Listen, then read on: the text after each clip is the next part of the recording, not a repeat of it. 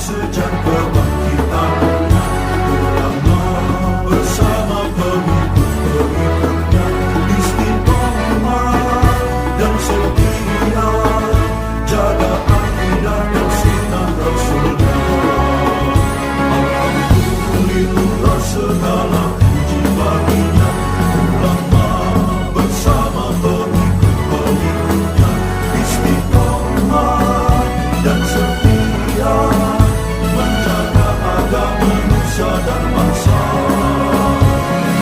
Mari kuatkan niat kita, kita bulatkan tekad kita, terus lanjutkan amal kita, mengembangkan hikmah kita. Bismillahirrahmanirrahim. Qala al-muallif rahimahullah wa nafa'ana bihi wa bi ulumihi fid dharain. Amin. Wa ammal mubtadi'u ba'da an ya'lama minal jadali walau syai'an yasiran faqallama yanfa'u ma'ahul kalamu. Wa ammal mubtadi'u, adapun orang ahli bid'ah, ba'da an ya'lama, setelah mengetahui siapa dia mubtadi', setelah mubtadi' ahli bid'ah tadi mengetahui minal jadali, dari ilmu jidal, perdebatan, walau syai'an yasiron, meskipun sesuatu yang sedikit, faqallama, maka faqallama yanfa'u, maka sedikit sekali memberikan manfaat, ma'ahu, bersama mubtadi', apa al-kalamu, ilmu kalam.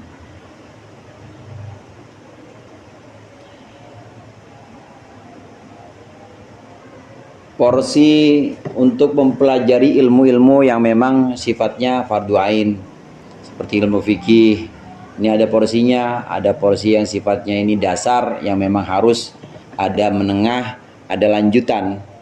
Begitu juga dalam ilmu bahasa, ada yang dasar, menengah, lanjutan.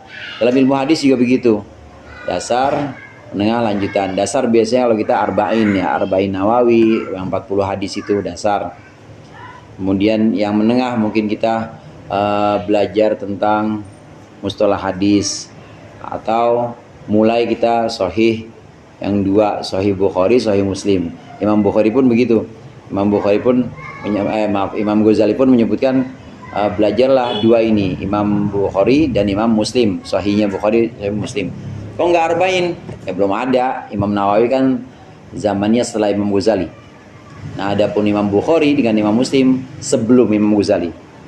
Lebih dulu Imam Bukhari, lebih dulu Imam Muslim. Jadi Imam Ghazali menyebutkan juga, kalau mau mempelajari hadis, ambillah yang sahih-sahih dari Bukhari dan Muslim. Itu pun jangan semuanya, yang kira-kira memang ada manfaatnya untuk keseharian kita. Nah, porsi belajar ilmu kalam juga begitu. Ilmu kalam, maksud kita belajar ilmu kalam adalah untuk menjaga akidah kita, kita sendiri khususnya. Ada tingkat dasar. Tingkat dasar itu mengetahui sifat 20, seperti yang ada di sini di Qawaidul Qawaid, di kitab Qawaidul Qawaid di Ihya ini. Nanti kita sampai ke bagian sana. Ini kita mengetahui sifat 20, ada sifat nafsiyah, kemudian ada sifat ma'ani. Ini belajar sifat 20 ini untuk memperkuat akidah kita. Ilmu kalam memang tujuannya seperti itu, untuk memperkuat akidah kita, keyakinan kita, iman kita. Nah, tingkat lanjutannya, tingkat menengah. Tingkat menengahnya ini ada al-iqtisad fil i'tiqad. Ini karangan Imam Ghazali juga, kira-kira 100 lembar. Nah, ini bukan hanya untuk kita, tapi ini bisa juga untuk menasihati orang-orang yang kira-kira termasuk ahli bid'ah atau orang zindik. Ya, ahli bid'ah atau orang zindik, biasanya orang zindik itu dia hati aja, pokoknya batin, yang penting eling karo sang yang wiji. Pokoknya ingat aja sama pangeran aja, tapi suruh sholat nggak mau, zindik namanya. Atau mubtadi yang lain, mubtadi itu orang ahli bid'ah yang punya pemahaman salah tentang keimanan mereka.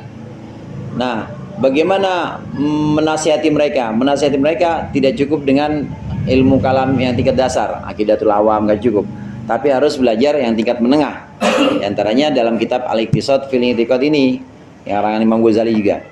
Ini pun kalau orang yang sesat tadi, ini masih tingkat awam kesesatannya, artinya masih ikut-ikutan doang. Kalau masih ikut-ikutan doang bisa pakai logika. Memang kalam itu pakai sedikit-sedikit, pakai logika juga, pakai mantik juga. Contoh begini saudara, misalnya kalau mengetahui wahdaniyah atau keesaan Allah, mengetahui keesaan Allah atau keesaan Tuhan. Tuhan itu pasti satu.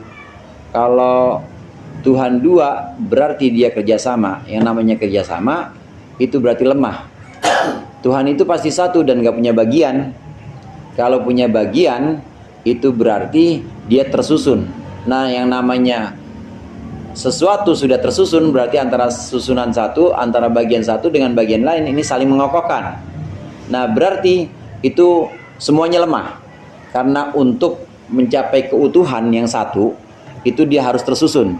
Kayak termos bisa tersusun dan bisa punya fungsi kan, harus ada tutupnya, ada lagi tutup yang kayak gabusnya. Nah, saking lemahnya dia harus melengkapi. Maka Tuhan tidak seperti itu. Tuhan wajib satu, wahdaniyah. Wahdaniyah satu dalam zatnya, sifatnya, dan asmanya.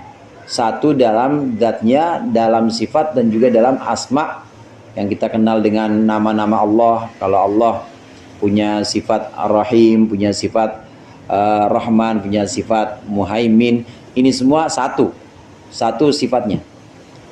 Nah, untuk mencapai pemahaman ini perlu ilmu kalam. Ilmu kalam dia erat kaitannya dengan logika, dengan mantik. Yang namanya satu itu tidak terbagi, karena dalam mantik itu ada bagian ini juga, bagian taksim atau pembagian. Kita perlu membagi sesuatu dan ada yang namanya kul, keseluruhan. Ini pasti terdiri dari juz-juznya.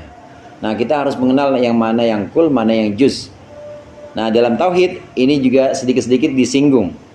Nah, belajar ilmu tauhid ini penting untuk dasar kita, memperkuat keyakinan kita atau menjaga akidah kita. Nah, tingkat menengahnya ini untuk memberikan nasihat kepada orang-orang awam yang memang sudah sesat, yang menganggap Tuhan lebih dari satu, atau Tuhan bisa tajasum, artinya Tuhan bisa bertempat di alam semesta ini. Ini perlu pelajaran tauhid tingkat menengah. Pelajaran tauhid tingkat menengah seperti yang ada pada Al-Iqtisad fil I'tiqad ini adalah untuk menasihati orang-orang awam yang sesat, orang-orang awam yang memang sudah terlanjur mengikuti pemahaman-pemahaman yang salah. Tapi kalau bukan orang awam, pentolannya mubtadi, pentolannya ahli bid'ah, pentolannya zindik, yang memang dia udah belajar ilmu jidal, ilmu perdebatan, ini nggak akan bisa memberikan nasihat mereka, nggak akan bisa, karena mereka sendiri ya udah kesesatannya udah terlalu dalam, udah kedalon kesesatannya, nggak akan bisa dinasihati. Fa innaka in afhamtahu lam yatruk madhabahu. Maka sesungguhnya engkau apabila engkau afhama itu artinya bikin diem, membungkam.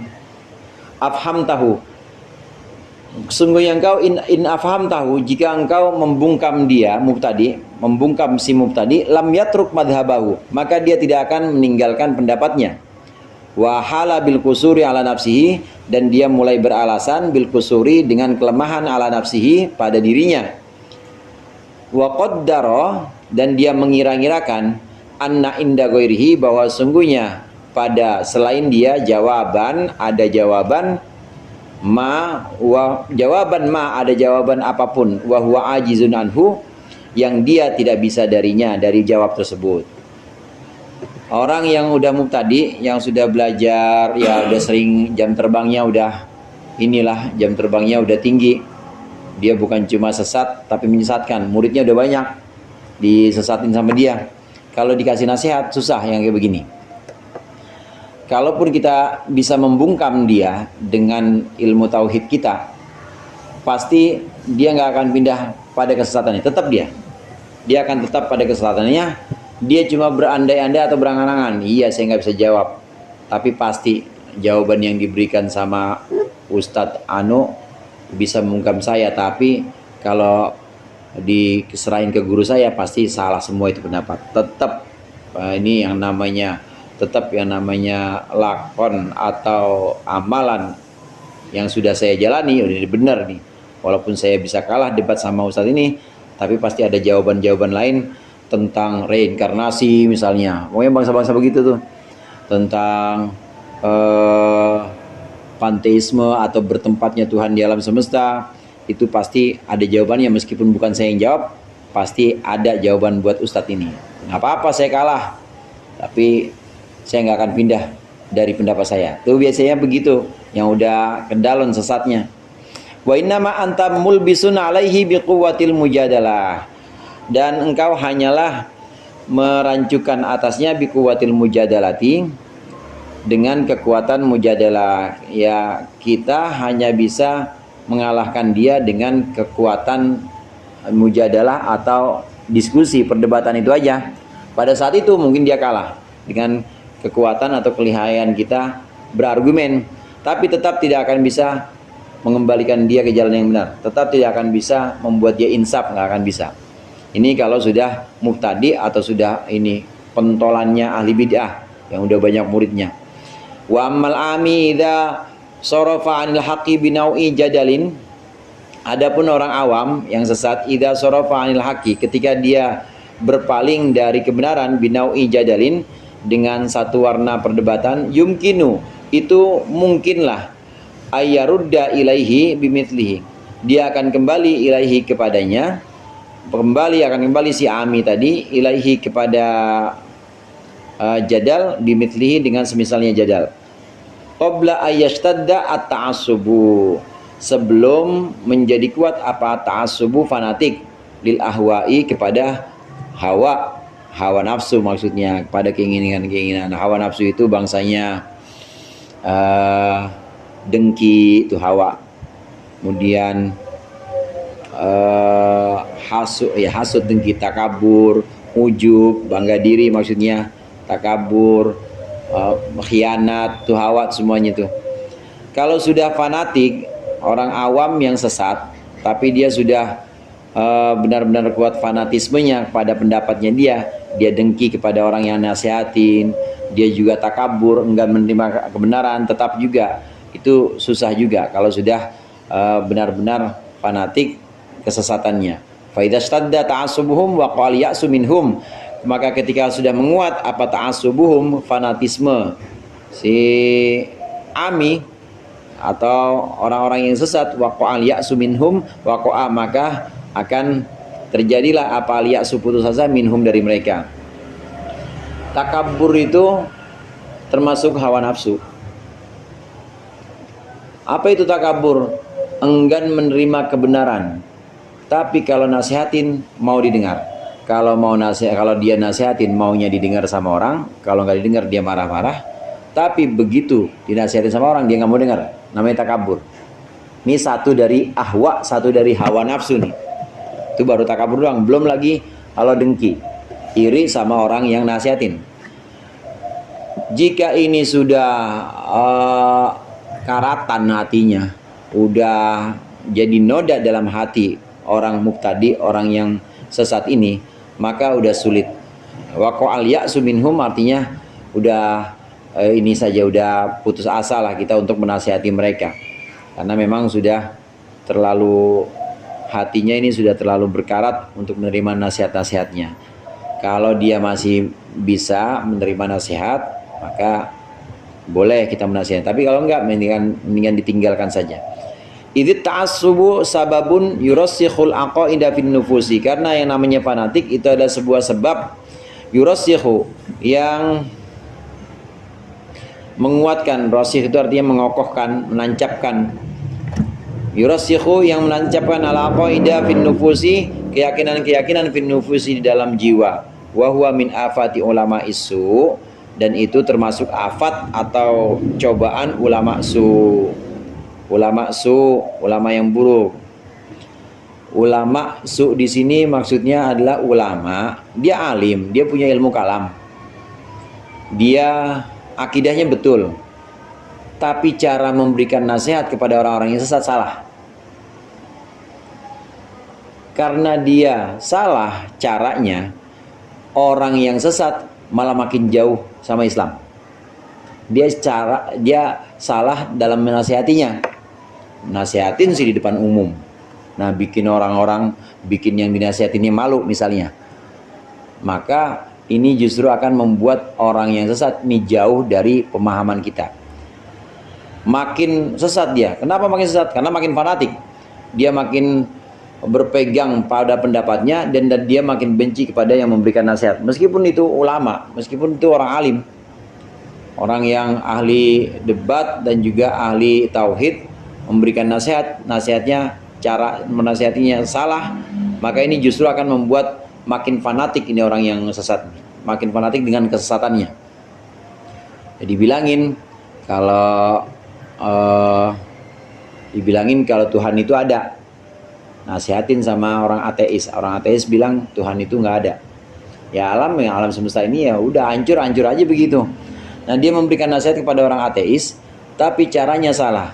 Memberikan nasihat kepada orang ateis di depan umum misalnya, mempermalukan orang ateis, maka yang seperti ini justru akan membuat orang ateis ini makin fanatik dalam keateisannya atau ateismenya.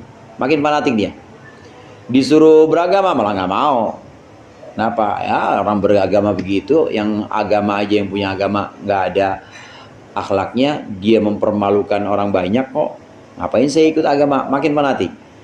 Fanatisme ini kadangkala muncul karena cara yang salah dalam menasihati. Di sini Imam Ghazali menyebutkan ini termasuk afatnya ulama su. Artinya ulama su itu ulama yang biasanya dalam berdebat atau dalam menasihati, dia justru nggak mencari ruang. Dia memberikan nasihat, tapi nasihatnya bukan untuk menyadarkan orang yang dinasihati, nasihatnya tapi untuk meninggikan nama dia supaya dibilang dia itu pandai ilmu tauhid, supaya dia dibilang pandai debat, dan supaya dibilang dia pandai menjatuhkan lawan atau membungkam lawan bicaranya. Namanya ulama su yang seperti ini.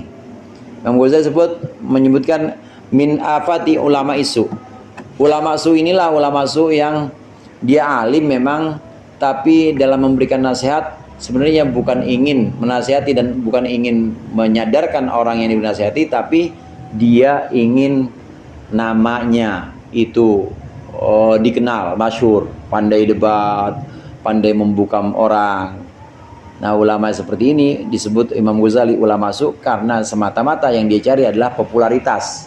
Yang dia cari adalah kemasyhuran supaya dinilai orang yang pandai berdebat, orang yang pandai membungkam orang ateis, pandai membungkam orang yang sesat. Nih si Anu nih, Kiai Anu nih yang pandai begini. Dasarnya bukan nasihat karena sayang. Padahal nasihat itu amar ma'ruf nahi mungkar atau mau'izah hasanah, dasarnya harus sayang. Dasarnya tidak boleh kebencian dan juga tidak boleh karena pamor atau karena popularitas yang ingin diraih, nggak boleh. Maka Imam Ghazali sebut di sini ulama su. Banyak orang yang sebenarnya dia salah jalan, sesat, tapi justru nggak mau kembali ke jalan yang benar, nggak mau kembali kepada akidah kita. Ini bukan karena dia nggak menerima argumen kita, tapi dia nggak menerima sikap kita, cara kita nasihatin. Cara kita nasihatin ini bikin dia malu di depan orang banyak. Atau cara kita nasihatin ini seperti menggurui dan seolah-olah kayak pinter-pinter sendiri dia, yang paling pinter dia. Cara yang salah ini membuat orang yang kita nasihati justru makin jauh kepada nasihat kita, makin jauh kepada kebenaran. Ini sedikit Imam Ghazali menyinggung tentang afat ulama su yang memang hubungannya dengan kalam. Karena mutakallimin, kenapa disebut mutakallimin? Karena memang yang banyak bicara, artinya banyak bicara, ya dia banyak itu, banyak ngomong, berdebat, berargumen. Nah, tinggal caranya saja. Ad-dinu an-nasihatu. Agama itu kan nasihat. Nasihat untuk lillahi walir rasul, untuk Allah artinya kesetiaan untuk Allah, untuk Rasul, dan juga untuk ammatim, untuk orang-orang muslimin secara umum. Artinya kesetiaan di sini yang namanya setia ya sayang. Yang namanya sayang nggak mungkin dia menjatuhkan, memberikan nasihat, tidak mungkin menjatuhkan dan mempermalukan. Ulama-ulama yang sesungguhnya ketika dia memberikan nasihat, sekiranya di depan orang umum dan mempermalukan, nggak akan menyebutkan itu. Pasti diajak berdua, diajak diskusi ya, sambil ngopi-ngopi, sambil cerita-cerita. Pasti kalau dasarnya sayang dan ingin mengembalikan orang itu kepada jalan yang benar, pasti dia tidak akan mempermalukan orang tersebut. Sayangnya di sini ilmu kalam yang tingkat menengah nih.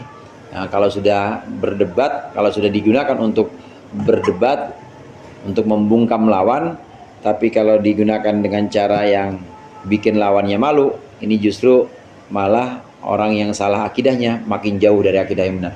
Karena dia ya, anti dan merasa disakiti dengan argumen-argumen yang umum tadi, di depan orang umum tadi. Fa innahum yubalighuna fi ta'assubil haqqi wa yanduruna ilal mukhalifina bi ainil izdira wal istiqar. Sebutin lagi, ini masih ulama sunni. Imam Ghazali. Fatan ba'itu minhumud da'wa bil mukafa'ah wal muqabalah wal muamalah wa tatawaffaru bawaituhum ala talabi nusratil batil. Afat atau cacatnya ulama ulama dunia. Memang ciri ulama dunia itu yang dia lakukan ya buat dunia. Dunia itu banyak. Bisa materi, uang, bisa kemasyhuran atau popularitas, bisa nama baik, bisa kehormatan biar orang pada cium tangan. Dunia juga semua itu. Nah, itu ciri-cirinya ulama dunia atau ulama su. Nah, kalau dalam memberikan nasihat masih seperti itu, masih mengharapkan kemasyhuran, mendapat hormat atau penghormatan dari orang banyak, ya, maka ini termasuk afat atau cacat dari orang-orang alim. Fa innahum yubalighuna fit ta'assubil haqqi wallahu a'lam bissawab. Al-Fatihah.